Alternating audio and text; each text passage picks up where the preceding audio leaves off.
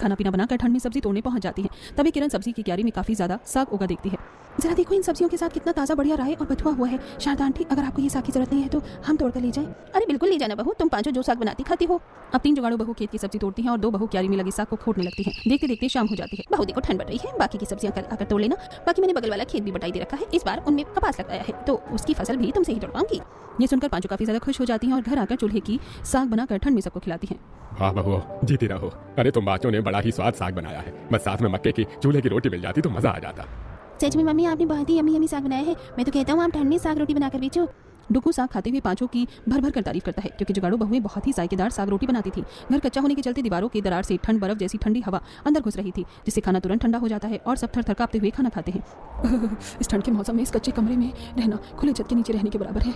विनोद बेटा, थोड़े पैसे करके घर की दीवारों को ठीक करवा दे। माँ, ठंड के चलते हमारा काम लगभग ठप पड़ गया है, थोड़े दिन रुक जाओ फिर करवा देंगे। अरे ये तो तुम पिछले 2-3 सालों से बोल रहे हो, पता नहीं क्या कमाई कर रहे हो तुम कि घर की एक दीवार सही नहीं करवाई गई। अब तक पैसे नहीं है तुम्हारे पास। कमरे की हालत बिल्कुल कच्ची खराब होने के चलते कमरे के अंदर काफी ज्यादा ठंड भरी रहती है, जिसके चलते सुबह तक शांति को तेज बुखार चढ़ जाता है। पांचों जुगाड़ू बहुएं उसे खाना खिलाकर दवाई देकर खेत में कपास तोड़ने आती हैं। देखो, मैं तुम्हें कपास तोड़ाई के ज्यादा पैसे तो नहीं दे सकता। प्रति किलो कपास तोड़ने पर 5 रुपए मिलेगा। लेकिन आप तो काफी ज्यादा कम पैसे दे रहे हैं। कपास की ढेरी तोड़ने में ज्यादा समय लगता है और ठंड का मौसम भी है। मैं केवल इतना ही दे सकता हूँ, तुम्हें सही लगे तो कर लो।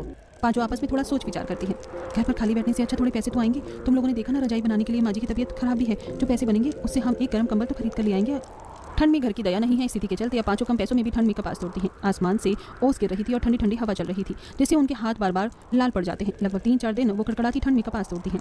ये लो, मैंने तुम पांचों का 5 दिन का हिसाब कर दिया है। ये रहे तुम्हारे 700 रुपए।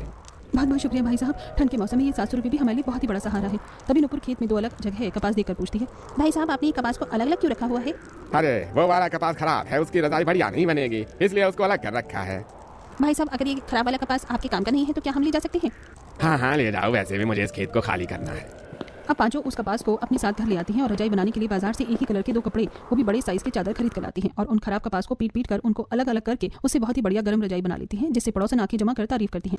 देखो तो एक से बढ़कर एक जुगाड़ू बहू पाई है शांति ने। इस ठंड के मौसम में बगैर पैसों के घर गृहस्थी का सारा सामान जोड़कर रख दिया है इन्होंने। अपनी जुगाड़ू बहू की बड़ाई सुनकर शांति की आंखों में खुशी के आंसू आ जाते हैं। बहू, आज मुझे भगवान से कोई गिला शिकवा नहीं। भगवान ने मुझे भले ही गरीबी दिखाई, लेकिन गरीबी के साथ उसने मुझे 5-5 हीरे जैसी बहू दी है, जिन्होंने गरीब से गरीब स्थिति में भी मेरे बेटों की अल्प कमाई में भी गुजारा किया और आज देखो सारी चीजें जोड़ ली। माँ जी, इस घर की बहू होने के नाते ये तो हमारा फर्ज था। हमारे परिवार को भी ठंड के मौसम में बगैर रजाई के नहीं सोना पड़ेगा। उस दिन पूरा परिवार पांचों जुगाड़ू बहू के बनाई गर्म रजाई में सोता है, लेकिन उनके कच्चे कमरे की दीवारों से ठंडी ठंडी हवा साई साई करके घुस रही थी। मम्मी मुझको जोर की ठंड लग रही है। ये दीवार दिन ब दिन और भी ज्यादा खराब होती जा रही है। ऐसे तो इस ठंड के मौसम में इस कच्चे कमरे में रहन सहन करना काफी ज्यादा कठिन होता जा रहा है। इसका कोई जुगाड़ लगाना पड़ेगा।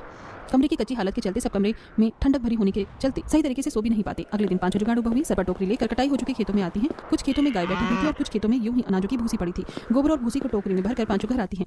अरे बहू, तुम पांचों इतनी ठंड में सुबह सुबह कहाँ चली गई थी? अभी तक चौखट चूल्हा भी नहीं लिपा। माँ जी खेत गए हुए थे गोबर और भूसा लेकर आने। अरे मगर बहू, इस गोबर भूसे का क्या करना है? चूल्हा बनाओगे क्या? माँ जी आप बस देखते जाइए, हम इसका क्या जुगाड़ लगाते हैं। कुछ ही देर में आशा सरिता गोबर और मिट्टी डालकर उसका गाढ़ा सा घोल बनाती है और जहाँ जहाँ दीवारों में छेद हो रखे थे उसे अच्छी तरीके से भरकर उसको सूखे भूसे से पोत देती है। वहीं छत वाले पोर्शन पर जूट की बोरियां रखकर चारों तरफ ईंट रख देती हैं, जिससे अब उनका घर ठंड में गर्माहट से भर जाता है। माँ जी, बाबूजी, अब घर में थोड़ी गर्माहट लग रही है। अरे बहू, तुम पांचों का किया गया जुगाड़ आज तक कभी फेल हुआ है जो होगा? ऐसा लग रहा है जैसे घर में हीटर चल रहा हो। अब गर्माहट में अच्छे से नींद तो आएगी। इस तरह पांचों आखिर में सबके लिए बोरों के गर्म स्वेटर पहनने को बनाकर देती हैं और कपास तोड़कर मिले हुए पैसों से वो साग और मक्का खरीद कर लाती हैं, जिससे पांचों एक साथ मिलकर ठंड के मौसम में साग रोटी बनाकर बेचकर ठंड के मौसम में घर खर्च चलाती हैं।